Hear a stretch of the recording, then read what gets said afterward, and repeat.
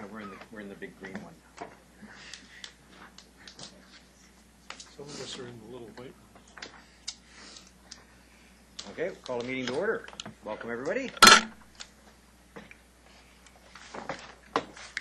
Over to you. Any council members have anything to add to the agenda? Two items. Okay. Election signs and monster houses. And I have one item. Single lot servicing. Sorry? Single lot servicing.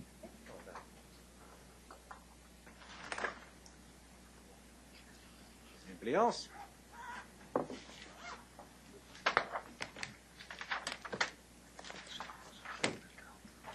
Okay. First item are minutes of the council and committee meeting held Monday, October 28th. The recommendation is that the committee approve those minutes. Moved. Second. By Councillor Nicholson, second by Councillor Hodge. All in favor? Opposed? Carried unanimously.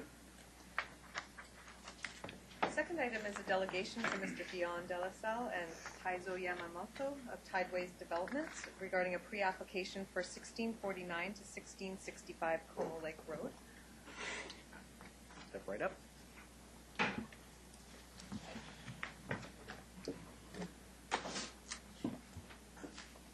Okay, good afternoon, Mayor and Council.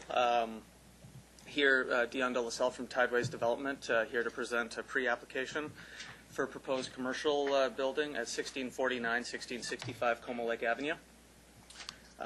There was a previous application that went to public hearing in March 2011 that some of you may have seen, and we're responding to a lot of comments and concerns in this proposal for the subject property. And so, for context, wanted to start out looking at the property here.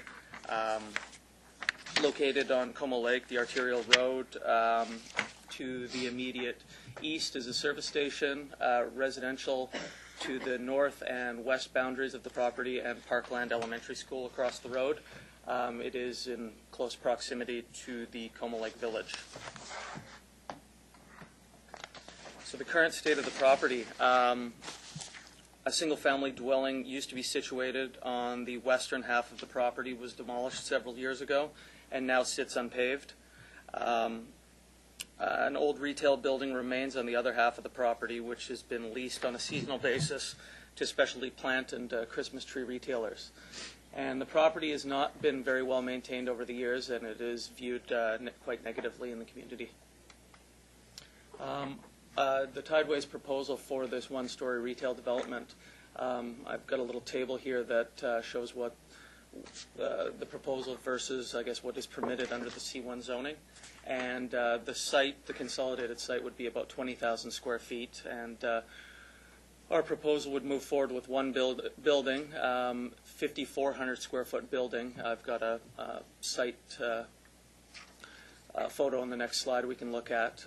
Lot coverage permitted is 70% on the first story and 35% on the second. We're proposing 26% site coverage. And building height, 7.6 meters is allowed, and our proposal is 4.9 meters. The key differences that you'll see in this new proposal from the March 2011 proposal, I guess starting the allowable floor space ratio on the site is 1.05. Previous application was 0.59 FSR, 7.6 meters in height, and a two-story building. This proposal is 0.28 FSR, 4.9 meters, and a one-story building. So this is the proposed site plan. The building is situated on the northeast corner of the site. There was quite a few comments and concerns about the buffering, the buffer zone along the property lines to the residential. And there's also the potential access to the service station on the far eastern side of the site, and so for traffic concerns and whatnot, for traffic flow, that would possibly allow two entrances and exits to the site. I guess moving on to the main question that this proposal attempts to answer. The key question is why commercial at this location? The property is located along a key arterial road and is consistent with policy CC14 in the Southwest Coquitlam area plan. The previous application was supported by staff.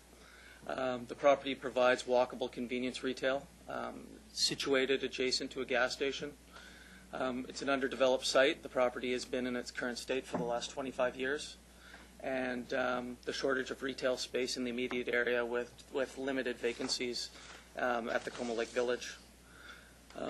Our intent moving forward is to consolidate the 1649 and 1665 Como Lake Avenue property.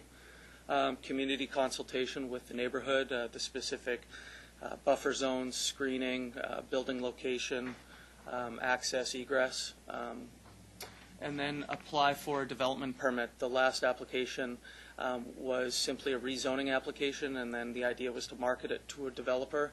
We would move forward with a development permit and then subsequent BP application. So thanks for having me today, and look forward to answer any questions or on the property. Okay, I've got Councillor Secor and Councillor Reid. What, you got 5,400 square feet that you want to put in there, so what type of commercial do you want to put in there? What's it going to contain? We haven't made it that far. The C1 zoning is quite limited, but it does, there's I guess limited retail uses. There has been some interest, I guess, through the brokerage community. Some of the exclusivities down at Como Lake Village don't allow some smaller cafe, food retailers, dry cleaners, stuff like that, there is some demand down the road at Como Lake Village, and so we're, I guess, moving forward on, I guess, pure that there is demand out there for some. So what you're saying, you want to buy the property and get it rezoned, but you can't tell us what you want to put in it. That's the problem that I have. I'd like to see, because there's many things in, that the previous developer wanted to put in there that the neighborhood was just totally opposed to. So, to me, I'd rather you have specific, what are you going to put in there? I'd feel a lot more comfortable. Okay. Okay? Councillor Reid. Are you retaining it for your own ownership and use, or are you developing it and then you'll lease it out? I've got 2 business partners in Tideways, and we're going to keep it. And do something yourself? Yes. We're working with Yamamoto Architecture. He's quite familiar. He does commercial and mixed-use developments, and so, we're working with some consultants that are quite experienced. You're looking at retail, though, like retail sales, like Yes. candy stores or coffee shops, or... Yeah. I notice you have quite a lot of parking. Yes. Is there any specific reason you put that much parking in, or just because you could? For the pre-application, I mean, there's already been some comments about maybe a bigger building and maybe less parking. We wanted to make sure that there was a dedicated loading zone so we could start the discussion of where you would allocate the garbage pickup, loading, and whatnot. And so it's a bit of a moving target right now, and we have received some feedback that there is, we're showing a lot more parking than needed. On the picture that you had up there, I'm assuming that north being true north on this, that there's a big green square in the back left-hand corner.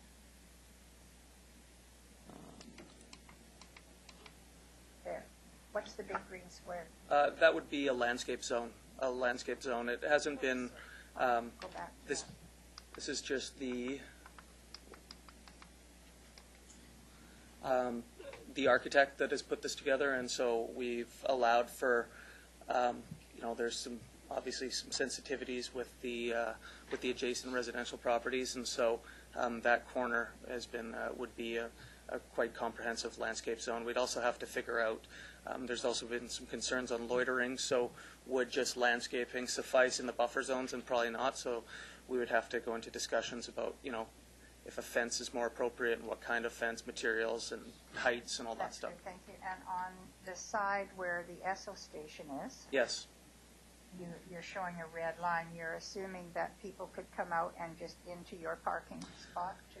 There is an access point there, and I don't know the full history on the cross-access agreement. It has been pointed out by staff that that could alleviate some of the traffic instead of having just one single access point off of Como Lakes. So, whether there's been, I guess, conflicting feedback so far. If the building shifts away from the residential, it could compromise that access point. So we'd have to work with staff to figure out what the best option is for that. Well, and they have their own little store in there, so I would wonder why they would give you access, Depends what the business is. except unless you're planning some different kind of retail. Yeah, I mean, at this point, we don't have any sort of tenant in hand. Have you spoken to any of the people behind you where you've got the landscape buffer? Not yet. No, we haven't engaged. We want to meet with city staff and go through the formal process of we've contacted Parkland Elementary School, and there's quite a bit of space there to do some open houses and work through some possible workshops and whatnot. Thank you very much. Thank you. Councillor Nicholson. Thanks. On access again, is it your expectation that would be a right in, right out? Like? Right now, the access we've got a little bit of feedback from the city mentioning that there could be a possible median in there in the future that could access. Right now, we're operating under the assumption of all traffic access and egress, all movements, and but there has been discussion already that there could be a median there in the future. So this access point was the same point as the previous application, which was supported by the engineering staff. So we left that in the same location. Thanks. Councillor Asmussen. My point was that, but I think even before you go to public open house, I would expect I'd like you to go and talk to the neighbors directly affecting you about their concerns about landscape buffer, fencing, or whatever in mitigation of that. I think that's one of the things you should do before you get too far down the program, because I think the last time when I was here and we turned this down there's a lot of concerns from the neighborhood in that area. So I think thank you for bringing this to our attention. Yeah. But I really do think that you need to go directly to them rather than just open house and talk to them. And whether it's some type of hardy board fencing or something that they feel safer with, or how that's dealt with. But I do know those were some of the issues from before. So I think direct contact would be the best thing. Okay. Okay. Okay. Anybody else? No. Thank you very much. Thank you. It's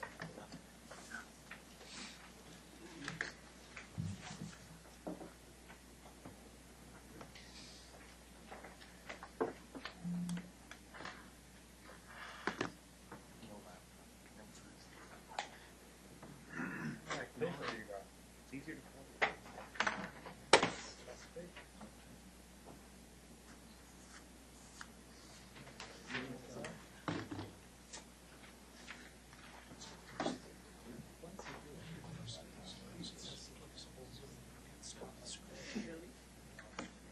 Next item 3, is a delegation from Janet Olson of Campaign for Animal Rights Legislation. She's here to speak regarding a request for a tethering ban or time limit on unattended dogs.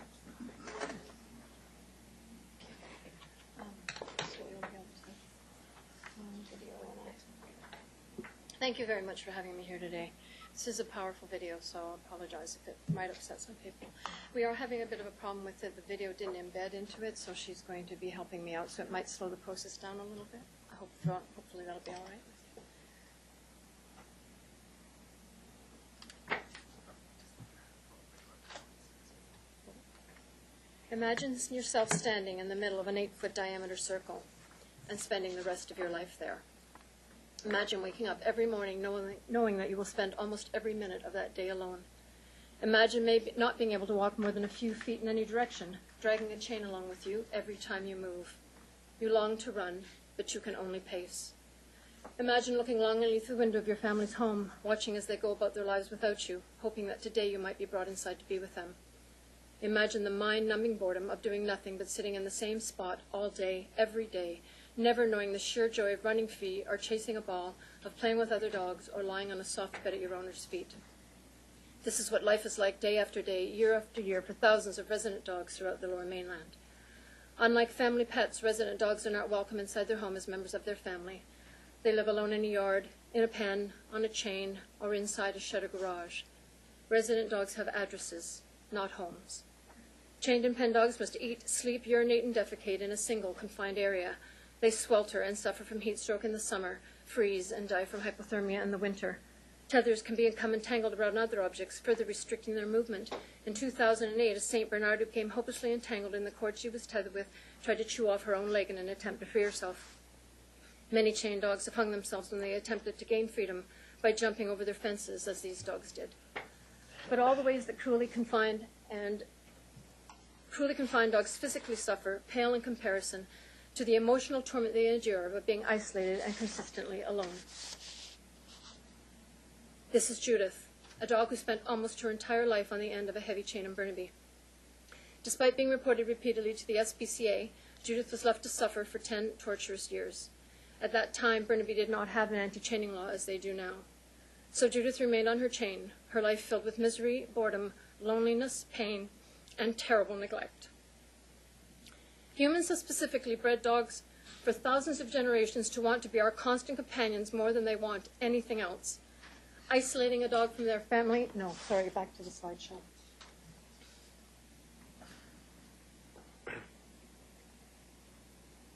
I'm sorry, it goes back to the slideshow. It's like that one night there, yeah. Thank you, ma'am. Humans have specifically bred dogs for thousands of generations to want to be our constant companions more than they want anything else. Isolating a dog from their family is one of the cruelest things we can do to them. Resident dogs suffer from intense boredom, loneliness, frustration, anxiety, depression, and insanity. Eventually, they lose all hope, and their defeated souls are clearly evident. And yet, this cruelty is entirely supported by our current federal, provincial, and municipal laws. As long as this is legal, how can we ever consider ourselves a humane people? And I think that this might require a clip. Yeah, the next. Not the video, the next slide, sorry. Yeah, it's just the next slide after that. There we go. The implementation is, so it should just click on the slide that you're on, and then we'll continue the slideshow. Yes. The implementation of an anti-tethering bylaw will not only make Coquitlam a more humane community, but a safer one as well. Scrolling on the screen is a partial list of attacks on humans by chained or pen dogs over the past few years in the U.S. and Canada. Dogs, like humans, are fight or flight animals. Because tethered dogs have no opportunity to flee from perceived danger, their only option is to attack. Research has shown that consistently chained dogs are 3 times more likely to bite than unchained dogs. Young children are especially at risk as they are unaware of the potential danger. One particularly horrifying case illustrates how fast tragedy can strike. In 2005, a 4-year-old boy named Robbie of Orange County, Virginia, was mauled to death by his family's mixed breed dog who was chained inside his pen. It took less than a minute for Robbie to walk into the pen and for the dog to fatally break his neck. As Ingrid Newkirk of PETA states, if you want to protect your family, chain your door, not your dog. Alex, video.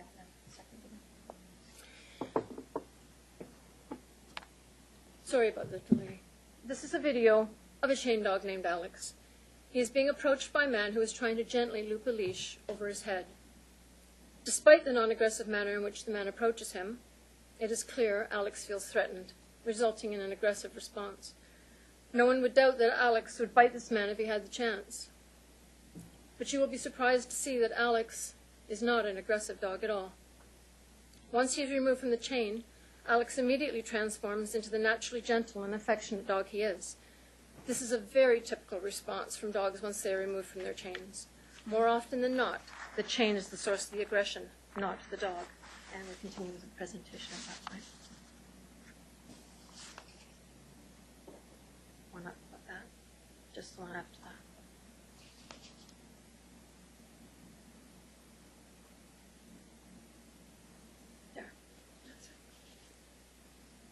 Anti-tethering laws have been enacted by several states and in hundreds of communities throughout the U.S. and Canada, including Calgary, Burnaby, Delta, Lions Bay, New West, Richmond, and Victoria, and soon in Langley, Abbotsford, Chilliwack, and Mission.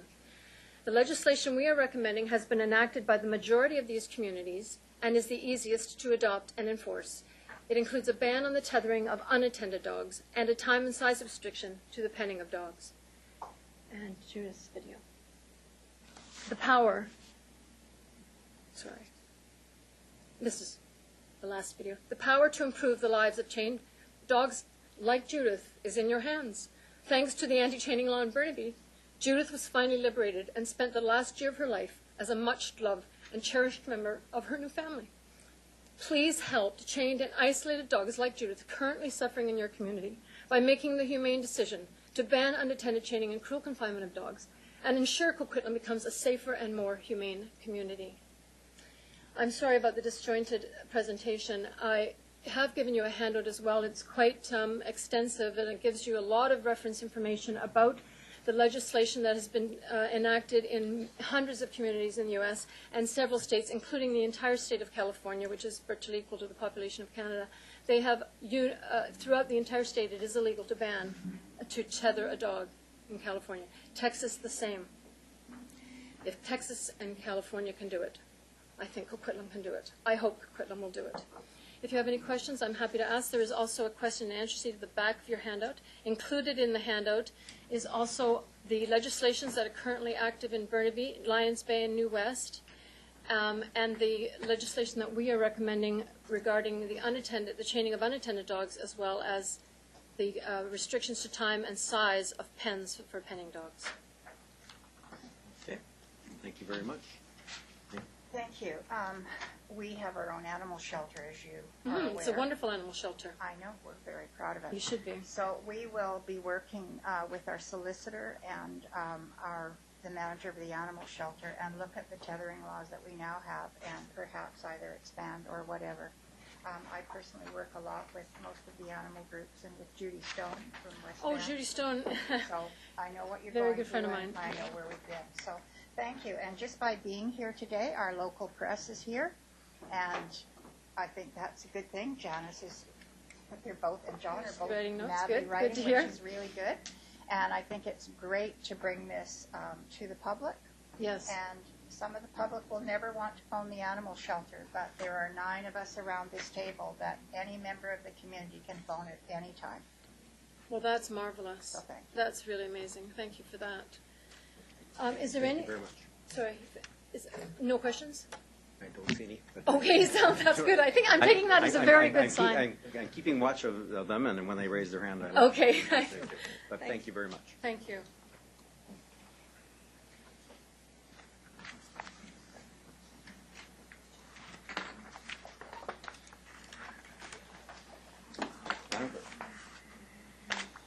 Item 4 is report of General Manager, Engineering and Public Works related to the Northeast Coquitlam Arterial Roads, Coast Meridian Road Functional Design Update. And we have introductory comments by our General Manager of Engineering and Public Works.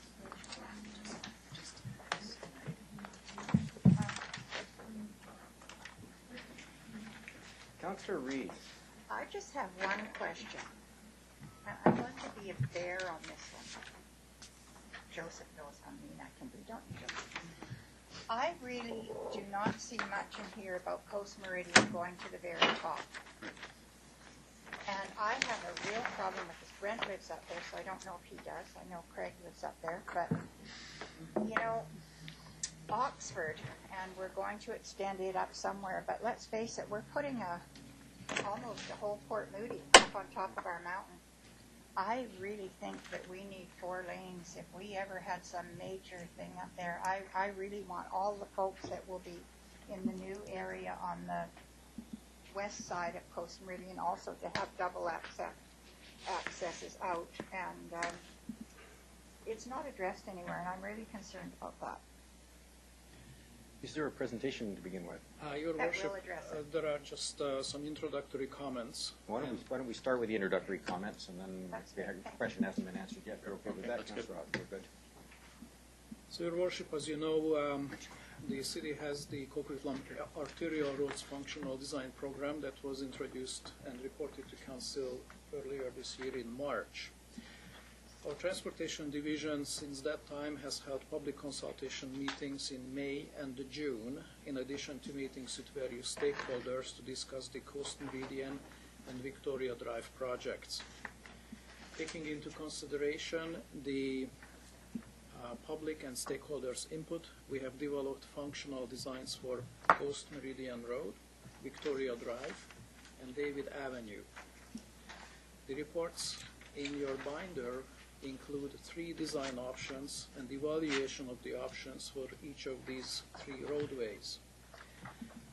And please accept my apologies due to the scale of the drawings. Sometimes it's rather difficult to make out the details on these sketches what you have in the binders, but Catherine will be assisting us to explain them.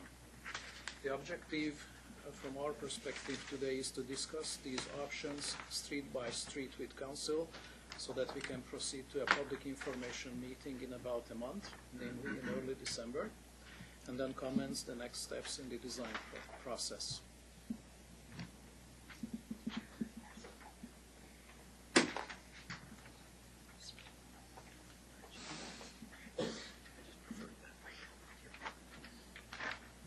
Okay.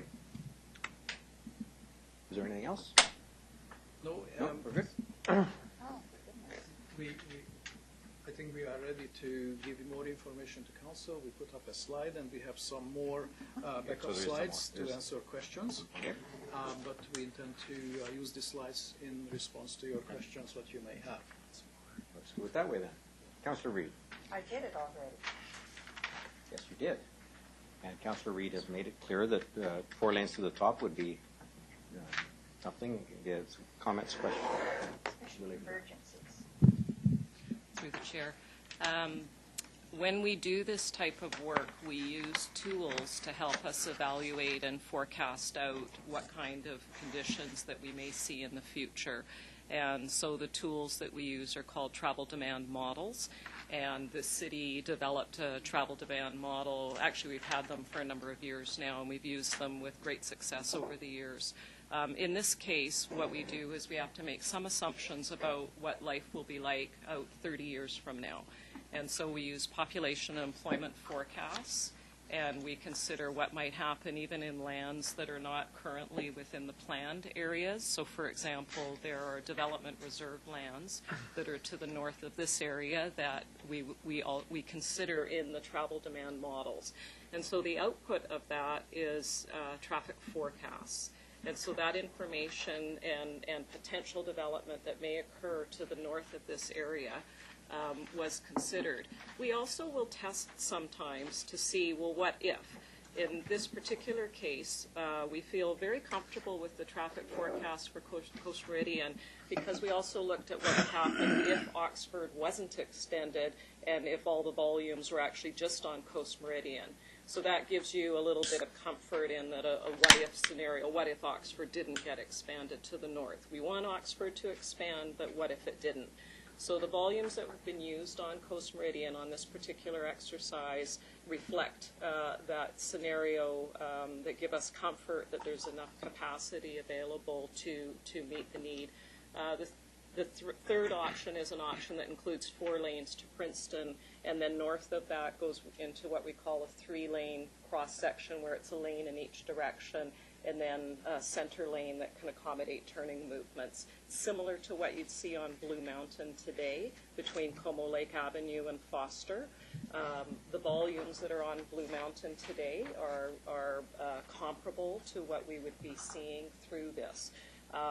So we, at the staff level, from a technical perspective, we do consider what, various land uses, various plans that could occur through and around this area that can impact the street, and have put forward the options that we feel will meet the needs of the community as it grows. Okay, Councillor Hahn. Yeah, because I live up in that neighborhood, I've seen the traffic increase exponentially over the last couple of years, and traffic is getting worse. And one of the concerns that I have is, and I appreciate that we've used sort of travel demand models, and we've also made some assumptions, but the problem that I have is that we made some assumptions 5 years ago that didn't pan out, and we've got roads that are too narrow, they're clogged, we've got cars parked everywhere. So our assumptions of just 5 years ago weren't correct. And in all fairness, I appreciate we were developing a transit-oriented neighborhood that has no transit. So that was an assumption that we made, and we didn't get transit. And from talking to the transit people most recently, they've sort of given the attitude, well, if you want to build homes near transit, build them on Coma Lake Avenue and in areas that you were never going to see proper transit up in the Northeast. So given that we're going to see more secondary suites, a lot more, we're going to see more people with 2 cars and 3 cars, I'm concerned that we do have to plan beyond what we believe we're going to have and plan, because we only have one chance to get this right. I used to chair the traffic calming committee and other things, and the one thing that I came across, came to realize after that is it's very difficult to go back into neighborhoods 10 and 20 years later and fix the shortcomings. And that I think we have to overplan, and if we don't need it, great. But if we do need it and we didn't plan for it or allow for it, we're hooped. I believe that Coast Meridian should be 4 lanes, at least past Highland, which is the nearest collector road. So I think we should at least our arterial lanes should be 4 lanes until at least we get past the collector roads. And then maybe beyond that we leave extra space, but I think that we're going to see a provincial park up there. We have no idea how busy that could become in the future. We don't know what the development will be up along Harper. We have some sort of ideas now, but we don't know if we're going to have Oxford Connect in there. So we have a lot of unknowns as we plan in this area. And what we do know is more people are going to move in, and we're still going to be dealing with cars in the absence of transit. I want to make sure that certainly in areas that we do narrow down, that we still have pullouts for buses in the event that we someday do get them. And I think in at least one of the options where you've had it down to just 2 lanes, we did allow for pullouts. Now, is that correct? Okay. The other concern I have is bike lanes, and not just Coast Meridian, but on Victoria. I know we've allowed for multi-use paths, but my understanding is that a lot of people who want to ride on a regular basis as commuters prefer the on-the-road type, so separated bike areas, which we haven't allowed for, and I don't know if that's a space thing, but I've got a couple other questions. I've thrown a lot out. Maybe I'll let you sort of catch up to me here. Through your worship, in part responding to Councillor Hodge, aside from the traffic modeling, which inherently has a margin of error, although we can always do the best we can, your comments are very much appreciated. But we also, in the case of Coast Meridian Road, we face an environmental challenge. And the mitigation of that environmental issue can be and is actually very, very expensive. So for this particular exercise, what staff did, we designed a 4-lane option up to Princeton in order to minimize or at least optimize the cost of the environmental mitigation, and we try to minimize the environmental impacts north of Princeton. Also, for some sections north of Princeton, we may have some rights-of-way availability issues, which can be seen as an additional cost item. So, but this is the opportunity to us to listen to you and then move forward with whatever the decision is. Okay. I noticed on some of the plans we show West Watkins, I think we call it a creek in some places. Further up, it's a feeder ditch or an environmental ditch. And on some plans, that same area, on some options, that same area is shown as not existent. So I'm just wondering how in some cases we can eliminate it, and on some plans we've still shown it, or is that because if we eliminate it we have more remediation costs down the road? Yeah, that's correct, Councillor Hodge. If we eliminate it, there is compensation aspects, and so that's reflected in the cost estimates. Okay. So it was very much an iterative process of looking at the options and balancing the trade-offs, and then what would the cost and consequences be.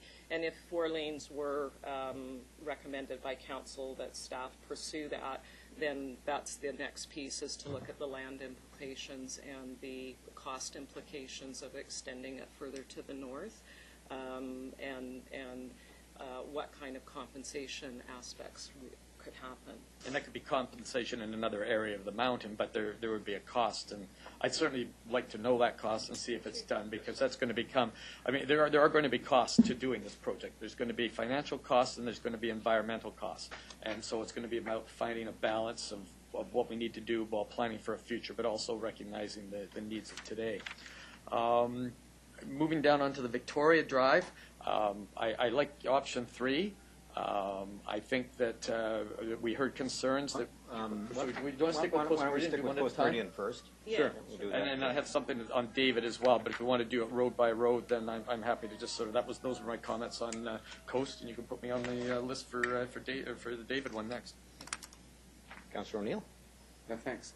Well, I actually, in making my point or asking my question about Coast Meridian, I have to refer to the Victoria Drive report, because this has to do with the 4 lanes, whether there should be 4 lanes above Princeton or not. And in the Victoria Drive report on page 4 of the Victoria Drive report, it does talk about option 3. In addition, the wider, right after option 3 there, halfway down the page, the wider curb-to-curb pavement width in option 1 and 3 could allow for conversion into 4 lanes in the future should there be significant unforeseen changes to land use plans, et cetera, et cetera. Now, I'm wondering if option 3 in the Coast Meridian does allow, is the curb-to-curb width sufficient above Princeton to allow for 4-lane conversion should what May and Craig are fearing come to be and what you guys are not projecting? So is there, like Craig said, there's only one chance to get it right, but actually on Victoria Drive, we've made that options 1 and 3 gives us 2 chances to get it right. We could, and I guess we had 2 chances to get it right on Como Lake as well, because it was 4 lanes. It's been adjusted. So I'm wondering if we have a couple of chances above Princeton. In response through the chair, the difference between Victoria Drive concept and the Coast Meridian one relates around the use of the street for on-street parking. So what's different on Victoria Drive is that there is allowance on, in particular, the south side of the road right now is being used for on-street parking. So the actual curb-to-curb widths are not exactly the same between Victoria Drive and the north part of Coast Meridian. That being said, that is something that through design can be looked at and can be costed out. So where we're going with this is that if we did choose to protect a section of the right-of-way for the north section, north beyond Princeton on Coast Meridian, that could be done and looked at through design, and then council would be aware of the costs and protections could be put in place. So, and that is one way that municipalities do deal with road projects, where they'll protect a certain amount of space. They might not build it all at once because it's not necessary at the time, but it allows them to come back at a later date. The challenge with Coast Meridian, as I said, I'm just going to bring up the creek just so that you can see it. I'm just going to skip ahead because these are just concepts. So this is the creek system that's on Coast Meridian. If we go right to the bottom of the slide, David is shown at the bottom with the gray. You can see the Watkins Creek in the red as it travels north up to Millard and then crosses into the corridor. And what you're seeing is yellow-coated, non-fish-bearing, but it is categorized as a creek. And as we move further up beyond Highland and Devonshire, you can see actually the next creek system, which is not Watkins Creek, but you can see the red-coated up to the north. So there's a number of creeks and watercourses in this area that do present some challenges. In the section between Princeton and Highland, there's probably more opportunity to go to 4 lanes in that section than there would necessarily from Highland up to Harper, and it's because of the red-coated creeks you can see on the graphics. And so it's one of the constraints that's in the corridor, and at this point, as said, we've worked through that. But if council directs staff to look at a 4-lane up to Highland, because it's similar where it has the yellow coated, that could be considered in the design. But there would be significant compensation if we took it all the way to Harper. And so that's the piece because of the red-coated creeks that are up in the north portions of that section.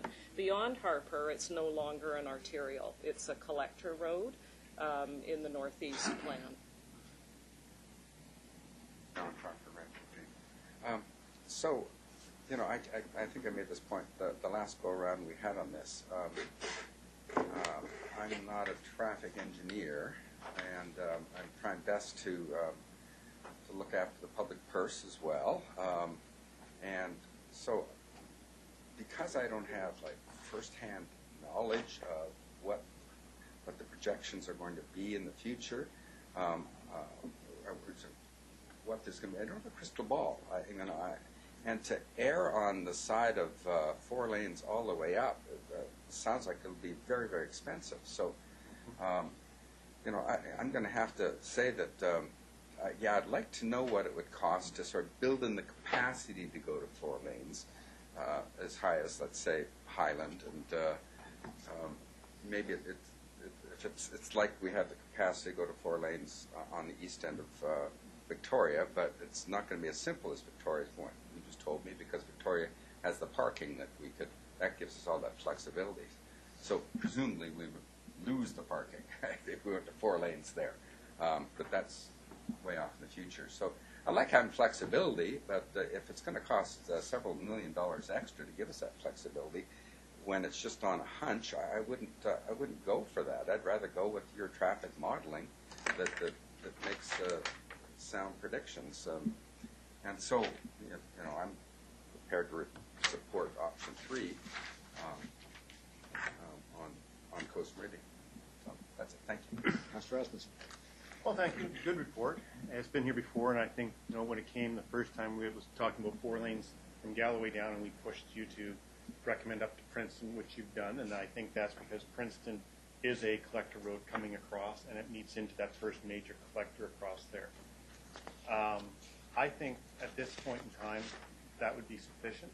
I think what's also not being, when you look at, and I live in the Northeast, both Councillor Hodge and I live in the Northeast, but the traffic that you're not talking about that's on Coast Meridian today that won't necessarily be there in the future, if you go back to the first slide, is the completion of the Sobol-Dayton connector all the way up to Harper Road, which is going to, most of that traffic would come down. That's a major collector all the way down to Victoria Drive. And a lot of people will be using in that area, especially east, coming down to David, getting on and not using Coast Meridian, whereas today that only is at Galloway. The section between that and Princeton isn't built. The other sections are built, but once you get that road built, that'll take the pressure off, and that's what you guys did in your modeling on the Coast Meridian extension from Princeton up there, and that's where you see the reduction of volumes, that where you're seeing it today come down there. You're going to see a shift in traveling, correct? Yes. Okay. So to me, I see today, and I'm with Councillor O'Neill, not Nicholson. 2 years on. No, I don't. 2 years on. Yep. Spoken yet. But I agree with him. I mean, we only have so much money, and we should build as what the professionals have put out here and the costs for today. But I do think, though, we should try to protect an easement from Princeton up to Harper, just in case. I don't want to see us build it today, because I drive in that area of Blue Mountain, and I know the traffic volumes on Blue Mountain between Coma Lake and Austin and all that full developed out area. It's not requiring of 4 lanes, and we actually reduced it down. It functions very fine with turning lanes in there. So I think with Sobol coming in the future, we'll take a lot of pressure off the Coast Meridian. And I think in the future, when we get up to the Hazel and that other area, that it's been planned for years as the Oxford Connector is another way out of that area. But at this point, I think option 3 that you presented makes the most sense. I think that we had transit will be there once the funding is there. Until the funding gets approved, you can't have any new service. So we will have transit, I believe, and we've made a good pitch, and I think from all the different public here that we have made a point to transit. The mayor's been there, we've been to meetings, I think they're very well aware of the need. but it comes down to funding to do the expansion of service. And that's what TransLink's point's been for a long time, is that they can't expand the service. They don't have new funds to put into an expansion of the service. I think we're very negative at times about not having service there that I think will be there if we ever get that funding issue solved for transit to provide the service. And but I think option 3, as long as Councillor O'Neill, I think that's the sensible option at this time. My only suggestion, I think, has been made, and you made the suggestion, is looking at protecting the right of way. But I also know from the High Creek watershed that I was involved in a lot. And when we put together, and the coding by DFO and all that's who you have to deal with on that. And the compensation requirements up there may never make it cost effective, because you have to, well, it'll be costly. Thank you. Okay. I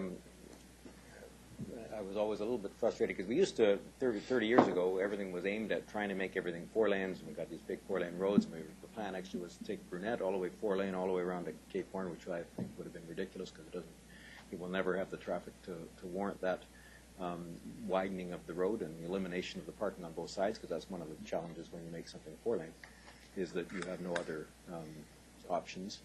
And I put this corridor, I compare it to Johnson. Johnson Plateau is, to me, the same kind of a corridor. It goes up, it's 4 lanes, up to a point where it doesn't need to be 4 lanes anymore, and it becomes 2 lanes at Panorama. It could have become 2 lanes at Robson, I suppose, but I'm glad it went 2 lanes at Panorama, because it would be silly whipping by on a 4-lane road in front of a school, but also because the traffic doesn't warrant it, and it never will. I mean, we can't imagine an eventuality where we'd have so much traffic that we needed to be 4 lanes beyond Panorama. And I can't imagine needing 4 lanes beyond Princeton, even if we didn't extend Oxford. But the plan is to extend Oxford. So I'm not one for building 4 lanes where we don't need them. I'm actually believe in the engineers that we hire. If we weren't going to listen to the engineers and try and work through the options that were presented to us, then maybe we shouldn't have had the analysis of the various options. We had 3 options presented to us. So I think building, and I agree with those who've said, let's make sure we have the capacity to go to 4, because we did that with Blue Mountain. We went to 4 up to Como Lake. It didn't need 4, and it was proven that eventually over years that it didn't need 4, and in fact created challenges with 4, and it got bumped down to 2 with parking. And now it's I think it's perhaps a little bit wide, but nonetheless it's a well-functioning roadway, and I suspect that we'd end up with a well-functioning roadway using option 2 or 3, as long as the space is there. We have the capacity to expand if we ended up with a provincial park that was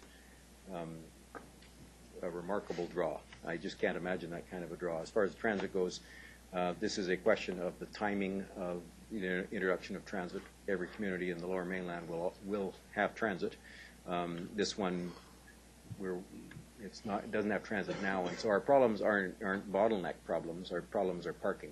We have too many cars in those neighborhoods that were designed to be transit oriented on an overnight basis. So I don't think we should be over designing this road, because in 3 years we'll end up with a bus that goes all the way up the 4-lane road. 3 years?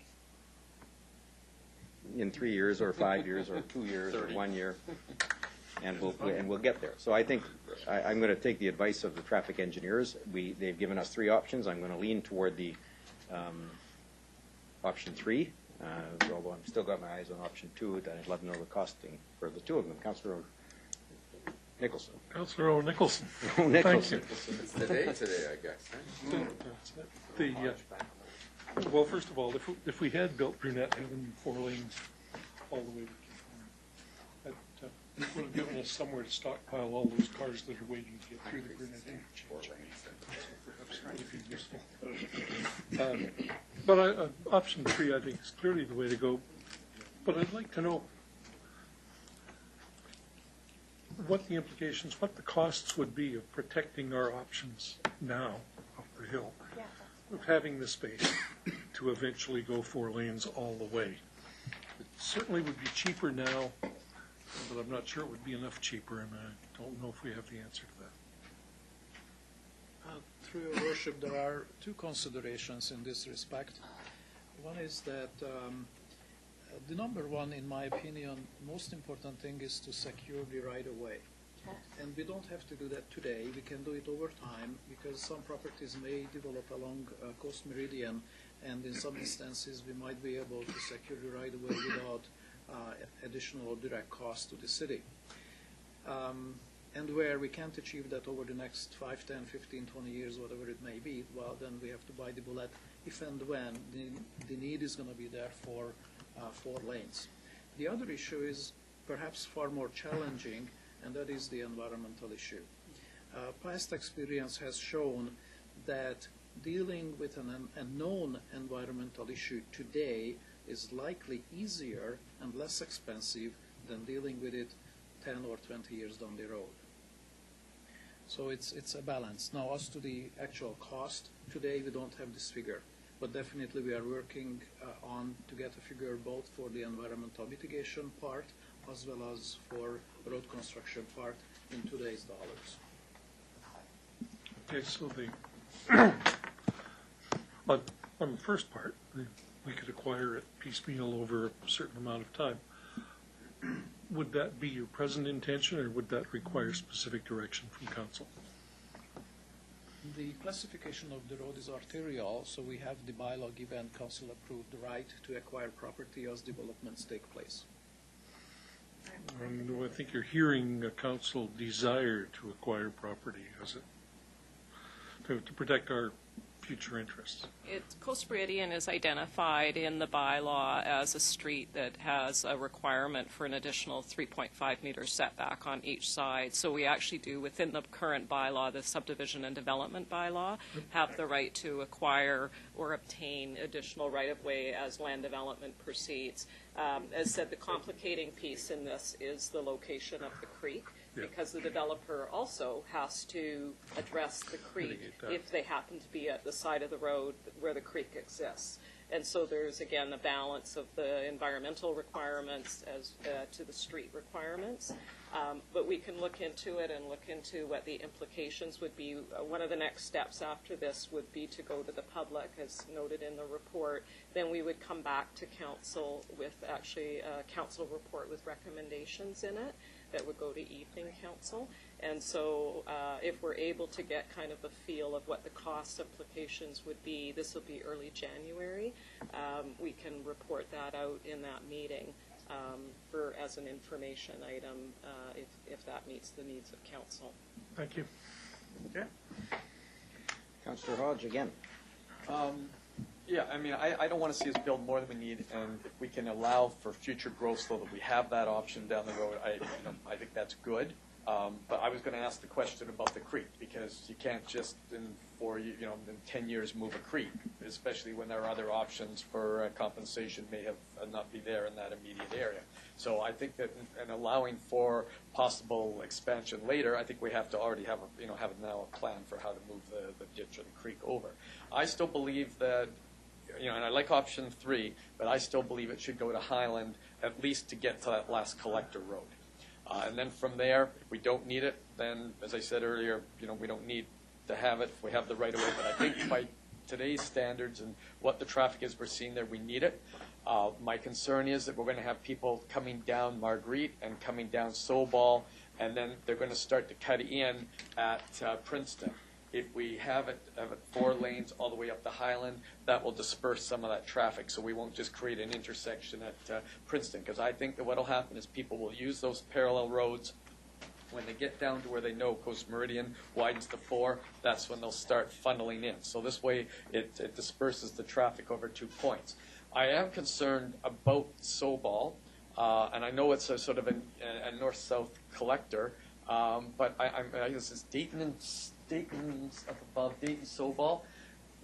I don't like it when collector roads start acting as arterial roads, or local roads start acting as collector roads. And I'm just afraid that if Coast Meridian isn't widened to a good capacity, that more people will use Sobol and Dayton. And quite frankly, I'd rather them on Coast Meridian. than Sobol and Dayton. Because that one it's more curves, it's inside the neighborhood. And although we're sort of spreading the traffic out, I think we want to, as quickly as possible, funnel it over to Coast. And when you get to Dayton and Highland, I'd like to see people going over and coming out at Highland, and the lower roads, then cutting into Coast Meridian, so that we disperse that traffic over in these areas. Because the one thing that we have to realize is that if our arterial roads don't flow properly, or there's bottlenecks there, the traffic spills over into the residential neighborhoods, and then the next thing we hear is we want speed bumps and we want traffic circles and all the rest. And I think the whole key to moving traffic in our city is to make sure we have good arterial roads flowing. And I think we all want that. The question is, whose crystal ball works the best? And as long as we have the options for in the event that one of our crystal balls fails, we have an option to fix it. I think that's the key. Okay. Councilor Reid. Well, my crystal ball is working just fine. So I love 4 lanes, but I agree with you. I agree with Councillor O'Neill and Councillor Hodge and Councillor Nicholson. If I can have enough space that I know that in 10 years from now I can build out to 4, I would be quite happy. And when we hit these big creeks and that, and the developers are on the other side, I mean, at least we can sort of work on it together and sort of mitigate some of our costs anyhow. So as long as I can be assured that I have enough property to build out to 4 lanes, should we ever need them, I would hold my nose and vote for option 3. But I really want to know that we have that space there. I really do, because I just can't see building a whole city up on Burke Mountain and not having one major thoroughfare out. Thank you. Okay.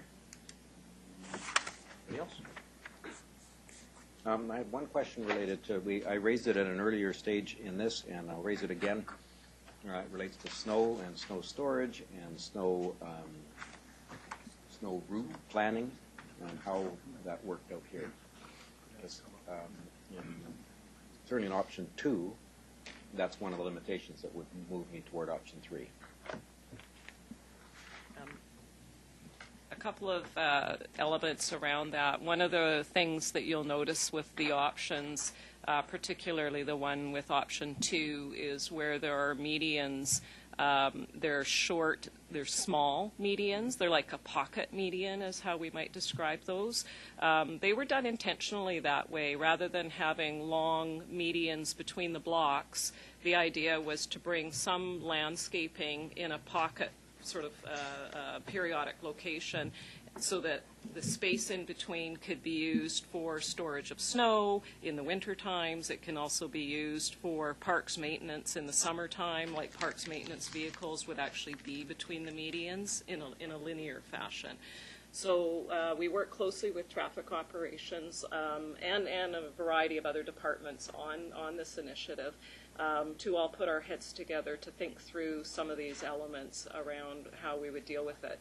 The boulevards are located beside the road, and they will also hold snow in the winter time. When the snow plows come, they have actually a space to put it when there is a boulevard. And so that's the benefit of having boulevards that are directly adjacent, or arterial roads, or any road actually for that matter. That answer your question? That answered part of it. The other question was, okay, so the cars going up there, we're plowing as often as we can, but some of them get stuck, and now we flood elements of a 2-lane road with a car on this side, or perhaps a car on both sides, in what will be the snowiest part of Coquitlam. Yes, especially going north. Just, I'm familiar with West Vancouver above. I was waiting for an answer. Oh, I'm sorry. I thought you looked at me, so. No, I saw you. I looked at you to acknowledge that I had looked at you. Okay, thank you. On the snow. Well, on the snow, the best answer we have today is that Coast Meridian, being an arterial road, is a priority 1 road when it comes to snow and ice control. Therefore, depending on the snowfall intensity, the potential is there that we can actually keep up with the snow removal and reduce the probability of cars getting stuck. There will be likely initial periods when cars will get in trouble, but hopefully it would happen at a time when the snow accumulation is minimal, so we can get around the cars and help them out. But there's no 100% foolproof way to deal with this. Okay, so you take option 2, for example, between Highland and Devonshire, or for that matter, option 3 between Highland and Devonshire. You've got a large portion of it where if a car gets stuck on the side of the road, then the road is closed. So with limits, I don't know what the island looks like. Well, typically, even if we are talking about a 2-lane roadway, the curb-to-curb width would permit a car stalled to accommodate. So I think unless two cars in the same direction or opposing direction, they get stuck, chances are that we can clear the road and bypass the stalled vehicle. Also, under the circumstances, obviously we require drivers to drive more slowly and more carefully. So if for a very short period of time alternating one-way traffic is necessary, that's what we have to live with. Okay, but the space that I called for there at between Highland and Devonshire on option C shows that that's 250 feet of alternating one-way traffic. And I don't know who controls that, and it's a foggy morning and the snow's out there and there's a car stuck on the northbound, and it looks like the middle drawing at the attachment 2, page 6 of 6, north of Highland, and I don't see enough room. So I'm making sure that we are designing this road with enough room for a car to be stalled wherever there's a median. If there's no median, I think we work our way around it, and we see that in every collector road or every 2-lane arterial, like Mundy, for example. It's not an issue because we built a road that's got parking on both sides. Whereas Mundy doesn't need snow issues as much because it's not steep. This one's going to be somewhat steep, and it's been my challenge, and I raised it last time, and I'll raise it again.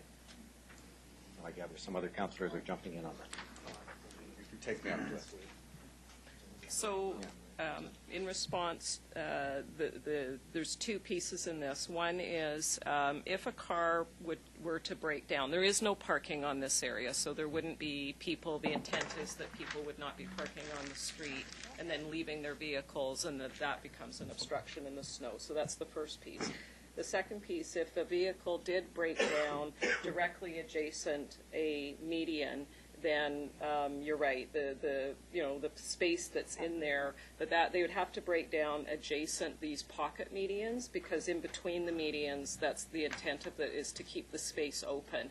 So there would be place for a vehicle if they were icy conditions. They could sit in the middle of the median space out of the way of traffic. Mm-hmm. But your point is taken that this design with the pocket medians could have the propensity for a vehicle to break down in that area. The consequences is you could build it without any green landscaping in the center of the road and just have painted medians, and then that always allows vehicles to be in that space. But the trade-off with that is that having landscaping in the center of roads, particularly with the tree, is one of the calming effects. And so this has been designed in mind to try and keep, speed management is done often with vertical elements like trees, and treed corridors people tend to drive slower. So those are some of the trade-offs that we kind of looked at in this, but we do hear you on the piece around this northern section, and all three options currently are proposed with the narrower. The other one is that you could eliminate the boulevard in the section and just have a wider or collector-looking style road, which is how David's being designed. The actual lane width is wider, and so you'll see in the David cross section it's a wider concept, partly because transit would be accommodated through those areas and the buses would pull over without pullouts. You just have a wider lane. Mm-hmm. So that's another way of doing this. But again, the loss is the amount of green space with respect to landscaping. So what I'm trying to do, I guess, is to make option 3 or option 2, make them work. Right. Under that one scenario where we end up with a road closure of the only, the road. The road that gets plowed becomes closed at some point, and we end up trying to get a tow truck up there to open up our only road off the mountain. So, okay, I'll stop there. Was Terry, was it? Yeah, I hadn't realized you were talking about the boulevarded part of it. And, so no. Okay, yeah, the cross-section that's 3 lanes, I don't think it's an issue. Yeah. Where there's a tree. Okay. Okay, so if I can just No, talk, back to Craig for the third. I want to talk to David in Victoria now. So that's a different report, isn't it? Yeah, we're. Oh, sorry, we yeah, have to do these one it at is a time. separated in the report, okay. That's fine. You're done? That's good. Anybody else? Motion received. So moved. All in favor, opposed, carried. Put me on the list.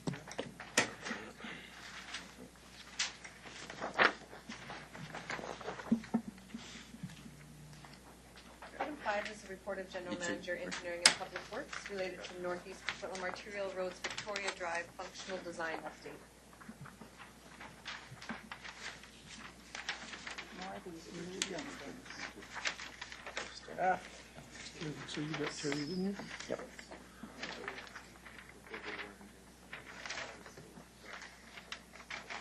It's moving good because we have to hire more people to look after it. Make sure we get to talk about that. We do. Go ahead. The introductory is pretty well the same as I said before, so Council, please go ahead. Okay, we're good. Councilor? Yep, sorry, it's hard to talk about one without talking about all three, because Yeah. it's one neighborhood, and they are interlinked. I think that the But Victoria... technically, it's 3 reports, so we're sort Three of stuck reports, the way so, it's so I appreciate that. I'll try to stick to, on this one, Victoria, even though we're really talking about two east-west roads. But on the Victoria one, I like option 3, recognizing that, that we have a road that we share with our neighbors, and how they've designed that road is different, historically than where we might go. In other words, we have driveways there that we have to accommodate on their side of the road. So I think that having that, dual left turn down the middle works really well, providing access to those residents so we don't stop the roads or stop traffic on those roads.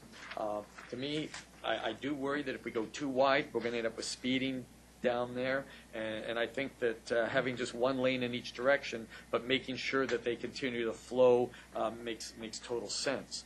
I guess that one of the things, again, I guess bike lanes, again, it's a shared path instead of an actual bike lane. And the other question I have is the relocating of power lines. I know as it goes past Victoria Park in there that we still have the power poles and overhead lines, and I'm just wondering if there's been any consideration to going to underground servicing when we do the road widening there. For your worship, yes, we have been giving some consideration to undergrounding the existing overhead hydro lines. We are working on a cost estimate to determine how much it may cost us. We take this issue very, very seriously because, as I understand, in the northeast area, this is pretty well the only area where we have overhead, and it's highly desirable to make the conversions to go underground. So we are working on the cost figures. Yeah. And I know this project, if it's approved, is several years out. The other comment that I would make is that we don't expect the school in the near future. That school is really busy, and I just want to sort of thank engineering people that did the work on Sobol last summer. That the work was done during July and August, which made a big difference because that school is getting really busy. It's the main drop-off for that whole community, and any work that we do there will have an impact on traffic patterns around the school, and so obviously July and August would be the preferred time to do it. But it certainly worked well when we did the work on Sobol, and if we can do the same, it would be great in this area. Thank you. Thank you. Councilor Rasmussen. Thank you. Couple of comments. I prefer the option 3 because it's going to work with us in Port Coquitlam, and it gives a lot of the same benefits for doing at it. They're speeding on Victoria, but I think by having one lane each direction, the turning lanes will help mitigate that and control some of that. The one thing I do want to talk about Victoria Park, we got a multi-use pathway, which I think is good for limited space cost for that area. It's not a full sidewalk, but it's a pathway that's, was it 3 meters, 3.5? 3 meter? 3 meters, which is a good width to share. The other question I do have, though, in the future has been talked about with Victoria Park. It's a local park. We're going through, park is going through the design of Victoria Park, with what's going in there. And I guess with the widening of Sobol in the future, with Victoria Hall, it's going to take out some of the parking and narrow the area of parking down there. So all you would, by the way this is, we're looking at this, you're going to have the parking that's beside on Sobol, then some parking that's along the gravel that's along Wilkie there. But I'm wanting to see between this plan and that, was always thought that maybe there'd be some parking along the Victoria frontage.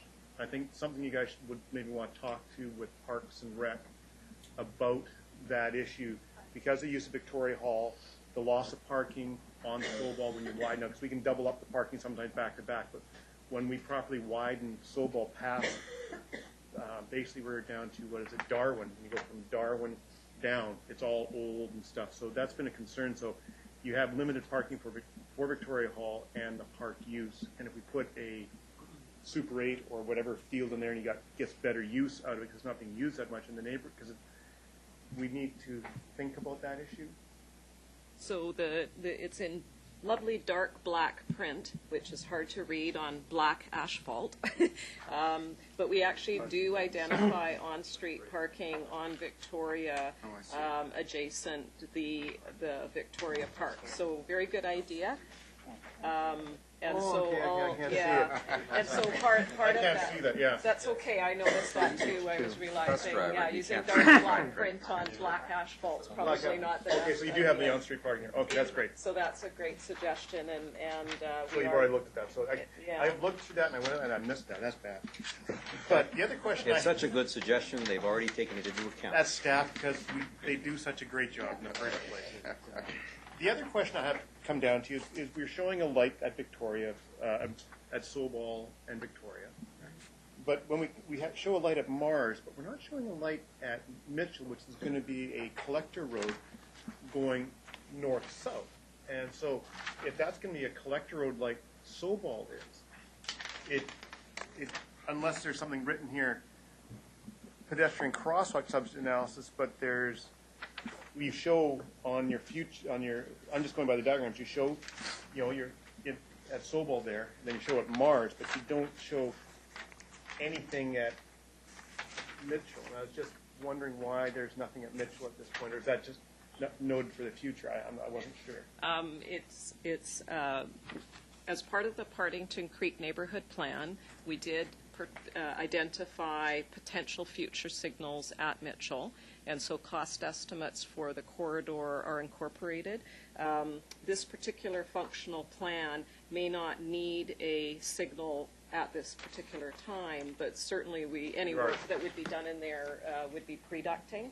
So it was all identified in the Partington Creek plan that the potential for signals are at Mitchell and at Rockland as well. Okay.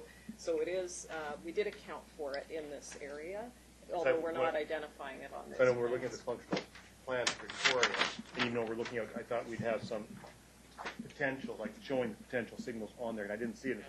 I just thought it should have been there. Good point. Should have been. Yeah. I agree. Thank you. Got one right.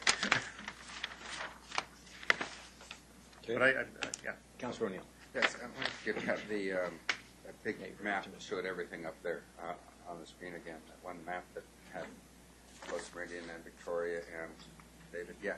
So this report takes us to along Victoria east to Mars, and actually I've got questions, and I'm wondering where it's somewhere in this area, I guess, between Mars and Cedar Drive.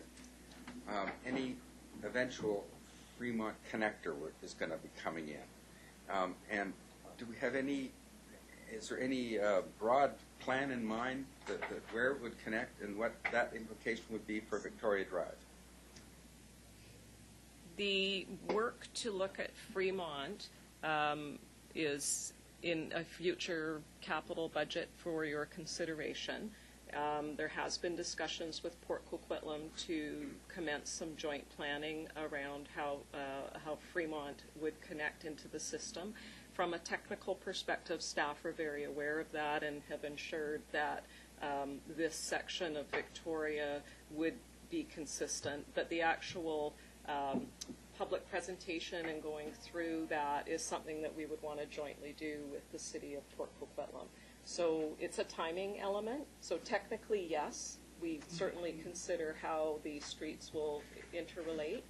From a going out to the public and presenting, we've only gone to Upper Victoria on this particular go-around. Right. And then from Upper Victoria, once we go out on Fremont, that would be shown all at the same time. So it's just a way of sort of staging the The work. design for Victoria Drive is being done keeping in mind the impact that Fremont might have because of this Fremont connector. There might be less traffic on Victoria Drive, right? In 10 years, the Fremont connector is built. People coming from Partington Creek might be going, instead of going over to get out of that area, they might go right down Fremont to the Meridian Triangle area, right? They won't be going along Victoria. Would Victoria be overbuilt then, or what? No, we don't think that Victoria will be overbuilt. Again, our travel models that we use, we actually look at the, we assess what world would look like with a Fremont included. Yeah. Okay, The question is more is what if Fremont weren't built in the near future? And so our comment around in the report that we talked about the potential for a 4-lane should the need arise really deals with, well, what if Fremont doesn't get connected? It resides in a community that's next door to us. We have other locations in the Lower Mainland where we have communities next door to us where they haven't built certain connections or roadways. So because it's beyond our control, we wanted a little bit of robustness in this system, but we're comfortable with the concept before you that this will be adequate to meet travel forecasts over the future. Good, thank you. Actually, I'll let Meg. Wow. I'm Talk about magnanimous, eh? Can I say? I should have added that I'm in support of option 3, so. Cool. Sorry about that. Okay, all of this, the parking was a consideration for me, but Brent covered that. One of my big concerns, and it's not just in the Northeast, but because we added and we're getting more and more maintenance spots. We're getting more little maintenance spots in the middle of roads and on the sides of roads. And of course, my very favorite, traffic bulges. You know how much I love them. And people in the community, when I'm out doing my business in different neighborhoods and that, one of the biggest complaints people have, well, if you're going to build these things, why aren't you maintaining them?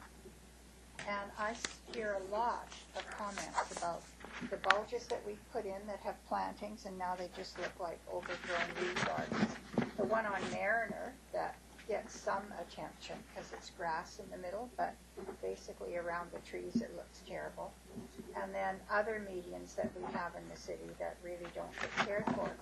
So we keep building more and more and more of these, and we're either going to have to hire more and more people to look after them, which we've heard from our taxpayers is not what they want, or how do we deal with it? I mean, I look at all these medians that we can put in that have trees and flowers, and I love them, and they look lovely. And if I go back to Palm Springs where I used to live, they were all manicured. But you come here, and you're lucky if you can see a pansy, if it ever gets his little head above the grass. So I don't know in your budgets how you've allowed for all the maintenance of these things, because we're not doing it now in sight in the old booklet. We have included maintenance and operating costs in our evaluation of the various options, because when you're looking at the different options, there are differences between them, and so that's been factored in. With respect to the Victoria Drive project, this is mostly just grass with trees. It's and so under the Boulevard Maintenance Bylaw, there are requirements from homeowners to maintain grass in front of their homes and that kind of thing. So Depending on the type of landscaping, I hear you though with respect to the So I guess does curb extension. engineering ever, after they do a bunch of these bulges like down on Alderson and where we've got all these funny little traffic things, do you, and up by Poirier, does somebody from engineering ever go around and say, wow, it looked cute when we put it in and you can't see the plant now? We've actually had good conversations with park staff because the park staff are those that are responsible for maintaining landscaping in streets. And so when we do this work, we do have an understanding. They're involved in the process, actually, and they contribute to the type of requirements that we would be putting in. For example, what is the rooting system for a tree, and how will that work, and how will it live, and all of those pieces, those are done. That's why we have a multidisciplinary team that actually is doing How you this look work. after them once they're in, and the citizens aren't seeing that. So that's my comment. Thank you. Thank you. And oddly enough, she wrote for me and she scooped me a little bit. One of my issues was because I've stopped and talked to the staff that are working the median, for example, and asked, because there are some concerns about the type of plants that we have historically chosen, and that plants perhaps that weren't chosen with reference to the Parks Department that's going to have to maintain it, but rather with reference to an engineer. And engineers as plant choosers, as landscape architects, we might be well advised to seek the advice of those that are going to have to look after them in the long term. I'm glad to hear that we're converting to that. I know that we had discussions about that a short time ago. One of the ones, and in fact I should have raised it at Coast Meridian, on the Coast Meridian discussion, and I'll raise it again actually in the next one. And there's one instance here where we'll make an immediate issue, and that is on option 2, for example, or option 1 and 3 for that matter, at Holtby, where we have a somewhat significant island, landscaped island. I compare it to the island that we have in the middle of Guilford at Pacific, at the north end of Pacific. I drive a Prius, it's low, but it's not as low as some cars, and yet I can't see over that island a similar sized car coming down the road, and so we need to actually either trim those right down to below natural, or else replace them. And I wonder how much of those. We have the same thing on the new Lougheed median in front of the Husky, where the left turn movement into the gas station from Lougheed westbound, you can't see oncoming traffic under some conditions. So I'm concerned that we not contribute to those kinds of line of sight issues, and I'm sure that you're taking that into account. Just in discussions with parks operations, it's my understanding that they are looking at a list of recommended plant species, and so once a list like that is done, it can be very useful because then it's attached to contracts and proposals, and so it becomes part of the norm in the city. And so we are really aware of that. And the sightline issue is one that's near and dear to all transportation engineering folk, to protect and ensure that sightlines are maintained. So, there's with landscaping, as I said, there are these important pieces. They do require maintenance, but at the same time, they do have a traffic calming effect. Speeding along these corridors, because they're long linear corridors, has been raised, the potential of speeding. And so using elements that will help calm that is one of the reasons why they're proposed in here. There's not too many of the landscape medians proposed along Victoria, simply because there's such a preponderance of driveways. Like we can't block off a driveway, so there's not a lot of opportunity. There's just a few. Okay. We're in all three options accommodating on-road bicycles in addition to the multi-use. Nope. We're not. No, not in these because of the parking requirements.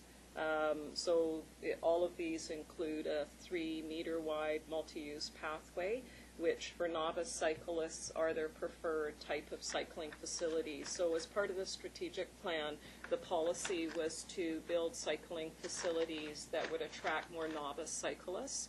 And so in putting a facility that's off the street will be more attractive to those that are younger or less experienced cyclists. And so that's why you're seeing a lot more of the multi-use pathways being done around on David Avenue, for example, where we're building and extending these multi-use pathways. So it doesn't mean that a cyclist cannot travel on the street. If they're comfortable in traffic, they're welcome to go. But we're actually, the facility that's being built is more attractive to more of a novice cyclist, to build ridership and get those folks out with their kids traveling on the weekends, that kind of thing. And I understand that. However, this is at the end of at the far end of this route is one of the best cycling amenities we have in our city. The Minikata, the Bova Slough stuff. And it would make sense, I think, to allow the flattest route to the best amenity in our city should be designed so that folks that do travel typically on the road. I mean, folks that travel on the road really don't like those bike paths that go like that and do that and have bollards and things because they're dangerous for them, or more dangerous, perceived more dangerous than being on the road. And I guess I really appreciated the on David west of Johnson, where we ended, or David west of Johnson, say, or west of Pine Tree, where we ended up marking the road for bicycles in addition to providing the off-road amenity. And I see lots of bicycles using that and staying away from the other one because they just don't like it. Same thing with Poirier. I don't see any bicyclists except children using the off-road cycle amenity. In this area, there are two corridors, one just north of Victoria and one south of Victoria that will have, they're both lower volume street. Gislason is one. And then within Port Coquitlam, there's a street along an alignment, I believe it's Linford. And so they will both have cycling facilities. Those are both cycle routes, and so, but they're on-street cycle routes. So there's a bit of redundancy in this area, or options for those that will want to cycle on the street.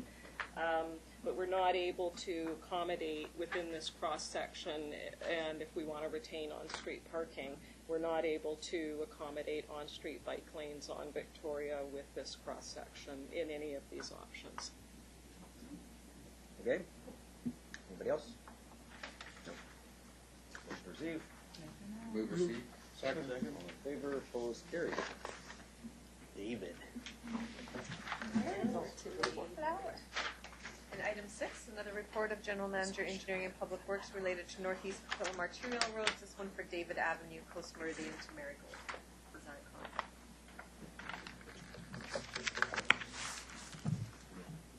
Somebody else can go first. I'll ask a question. Let you go first so I can bring back you later. Wait, for the record, May went first on Coast Meridian. Okay, I can go first on all of them. Don't fight, kids, play nice. Take you to your room. He's a keener. He's a keener. Opening comments are none. It's again the same. Councillor Hodge. On David. Well, this is my chance where I actually get to see them all up there now. And, you know, and to me, we're talking about an entire community or entire city there with 25,000 people. I think we have to look at all of these access and exit points in relation to each other, whether it's, you know, Coast Meridian, whether it's Victoria or it's David. And Councillor O'Neill raised a point that I was going to raise at this slide now was Fremont, and how Fremont plays into this, and how the Lincoln Bridge plays into this. Because, you know, we've made the assumption that everybody is either going to go down Coast Meridian and then over the overpass, or that they're all going to sort of funnel their way to the David Bridge, that they're either going to come down Coast Meridian, they're going to come westbound on David, or they're going to come along Victoria and cut up. But our traffic is really heading to 2 points. It's either going down to into Port Coquitlam, or it's coming across the Coquitlam River. And that's where we have to make sure that our arterial roads are flowing fine, because that's where everybody's going to end up, is those 2 points. And how we get there is, I guess, whether the crystal ball shows which route people are going to take. And I think people will take the easiest, quickest route. And that's why we have to make sure that the arterial routes flow. So my concern on David is much as the same concern that I had on Coast Meridian is it wide enough? and does it go 4 lanes far enough east? And in my thought, it should go at least to Princeton, which comes down. It's a collector road. It's where the fire hall is, and it's sort of at the start of where our village center is going to be. And again, it may be the same thing. Build it now, but make sure it can be widened to 4 lanes. But I think that we're going to have a lot more traffic using David. I know the plan sort of looks as if it's going to sort of filter down using, Roxton and some of the others in there, or Rockland rather, and some of the others that are going to come down. But at the end of the day, once we, I guess, know where somewhere in here, Fremont's going to come in, if this is only 4 lanes to about to here, where's all this traffic that's coming down the mountain going to go? It comes down here, well, it's on a 2-lane road in Victoria. Is it going to come all the way out here, make a hairpin, and then come back down through on Cedar, go around this way? I think that anybody who's living up in this area is going to be going west. And that's why I'm really concerned about that section in there. And if they do come down here, maybe they'll use, the Lincoln Bridge. And I'm just wondering, where does Lincoln, if Lincoln is built, where does it connect? Is that Lincoln in here, or are people going to come along Victoria and down? Or how does Lincoln and Fremont really connect into this network? The bridge? Yeah, I mean, that's going to be our other exit point, is Lincoln. Are people going to come down and use Victoria? Are they going to come down here? Or are they going to continue to use David? But, people are going to go...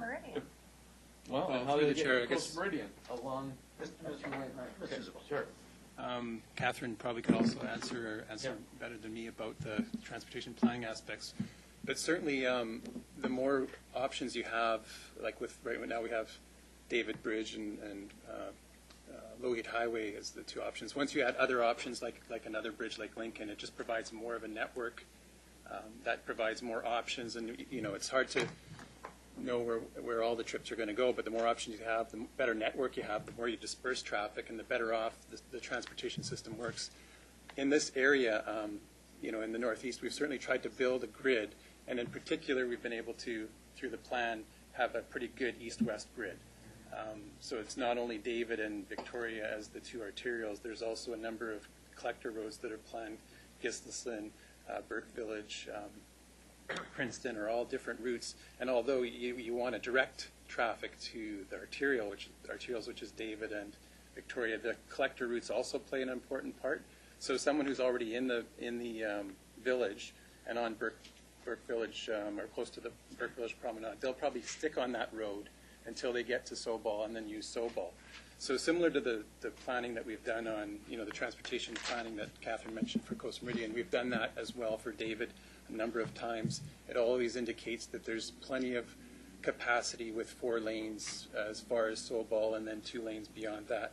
And the other thing about David is we've always planned it as a road that is wide enough for buses and vehicles to pass buses at any point, or a disabled vehicle. And there's no parking plan for the most part, and that again helps it to maintain to be maintained as a efficient arterial route. The other thing is there's limited access points, another factor that helps it to move traffic along. The one exception would be that we've said in the report that if in the village core there was a lot of commercial that was fronting David, that would be an opportunity to add a bit, make the road a little wider and add some parking there. But we're very confident that David, as we've planned it, and actually as the road now has been built on the north side all the way to Princeton, the curb is in place at this point. There is capacity, there is width there that we're getting enough width that if one day you really had to widen it, but I don't think that's going to happen in 50 to 100 years, or maybe never, hopefully never. So our projections really are, if we don't know where Fremont is and Lincoln's a way out, whether you're going to Port Coquitlam or whether you're going to Coquitlam, you're basically coming to this section. You're either coming to here or you're coming to there. Because you're either coming out down Coast Meridian or you're coming out to David to cross the bridge. So without Lincoln and without Fremont, we're not anticipating that people are going to come back and sweep around this way. They're really going to head that way. And so I guess that's why my question is this wide enough, far enough east?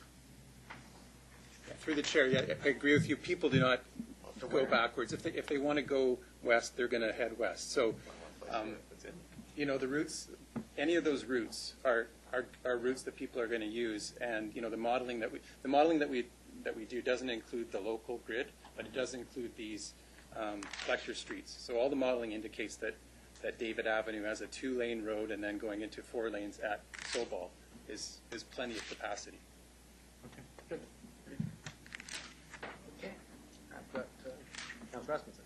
Yeah, just on that, I just think at times we do need to have the ability, and I think you said that there's some protection and within the easement right away to create either 3 lanes or 4 lanes if we needed to in the future. And so we got the protection there. So once again, building what's right for now, not overspending it, but we still have got an easement protection. Correct, Mark? Yeah, through the chair, that is correct. There's enough easement there to go to 4 lanes. Right now, we're building 3 lanes. We're building 2 lanes for the entire, 4 lanes up to Sobol. Beyond Sobol, it's 2 lanes, and then at any significant cross street, it would have the left turn base. Yeah, perfect. And I think that's optimal for now because I think we build to what we need. And once again, when you look at what the costs involved going that, and once again, if you do go to 4 lanes, that's not necessary. What you do see is a higher level of speeding and accidents and different things that happen.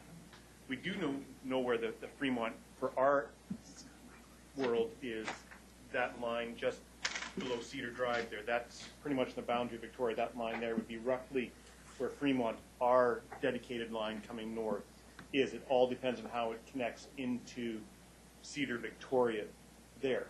But I do think in the short term and stuff, when we get into Partying Creek, we are going to go into doing that because Port Coquitlam wants that Fremont connector built. But I do think, though, with the big box retail and a lot of people that are there, we developed the Baycrest and that Upper Victoria area, people are going to come down actually Cedar Drive and Port Coquitlam to Prairie. Because when you get over to Burns, you can come in the back way now. You don't want to go over to Coast Meridian. So if I was living in this area here, I wouldn't be going out to Coast Meridian, coming down to Lougheed, coming back across with all the traffic.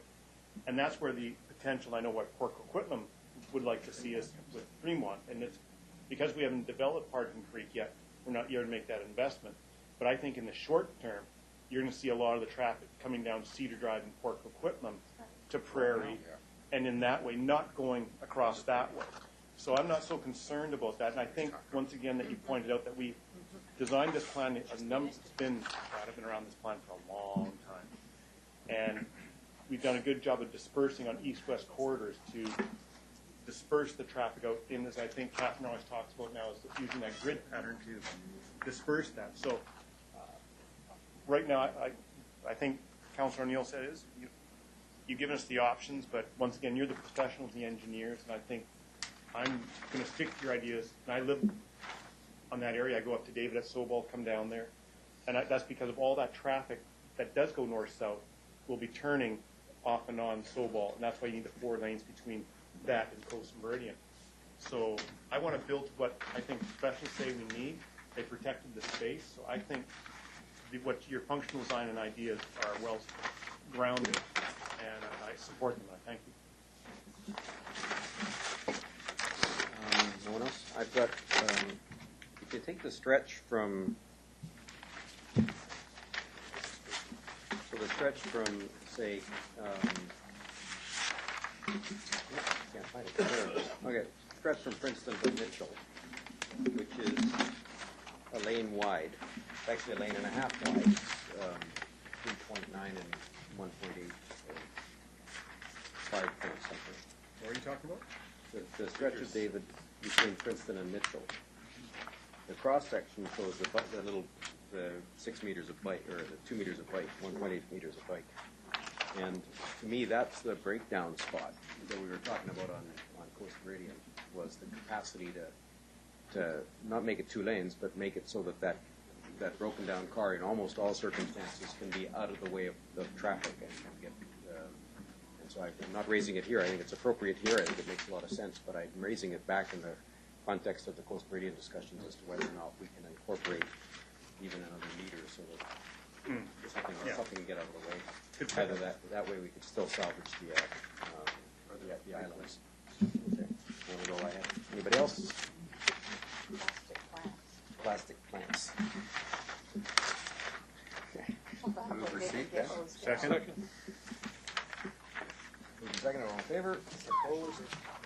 Carried unanimously. We'll go to OB. First other business item is Councillor Hodge related to election signs.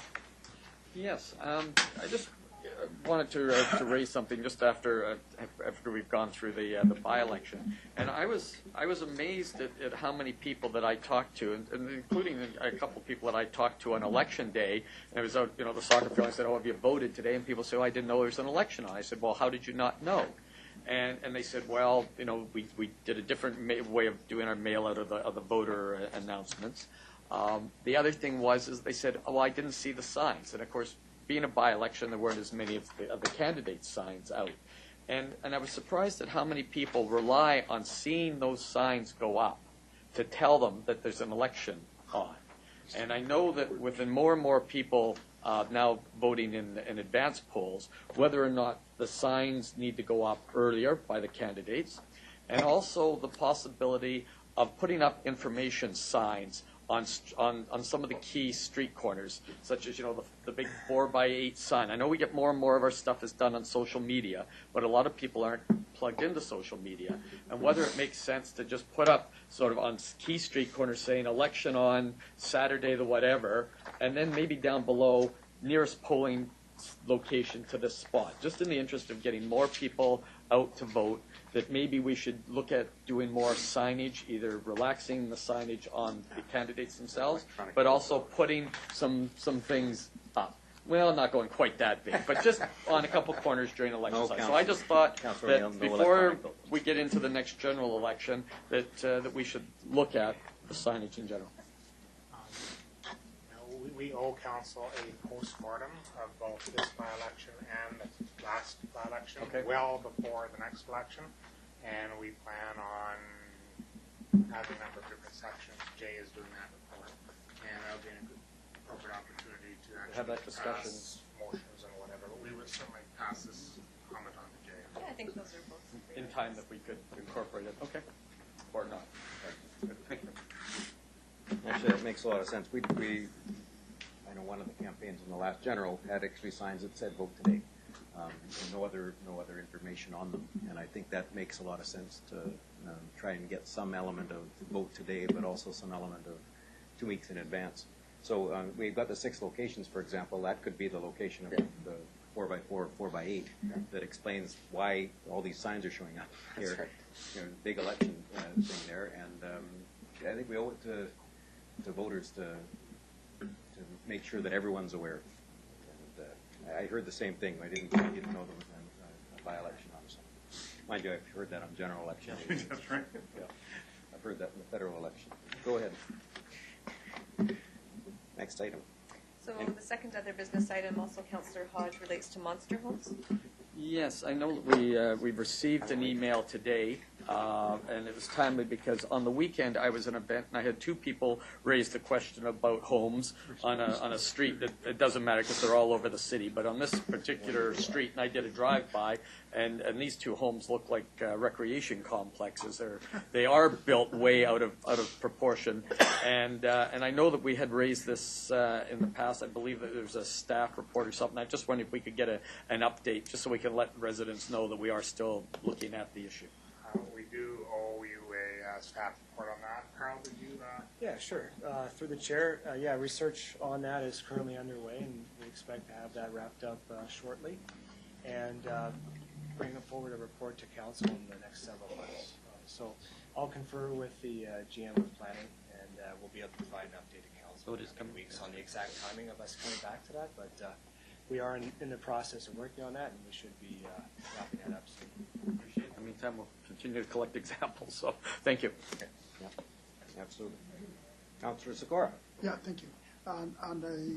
In the old area of building homes, they're asking the city, and I'll tell you, I don't know that even Jim McIntyre was aware that this was happening. He's the general manager.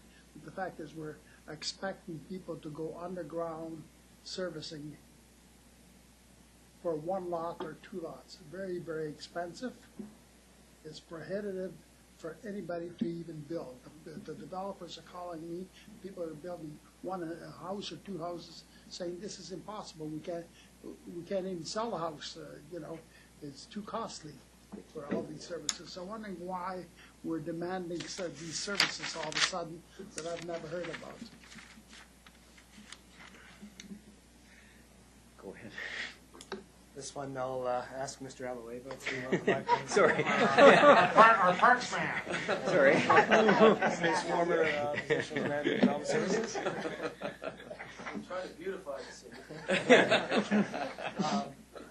Yes, when we actually single lot servicing isn't covered by the building bylaw or the development and services bylaw. So anyone replacing a single family home doesn't have to do any frontage services or hydro changes.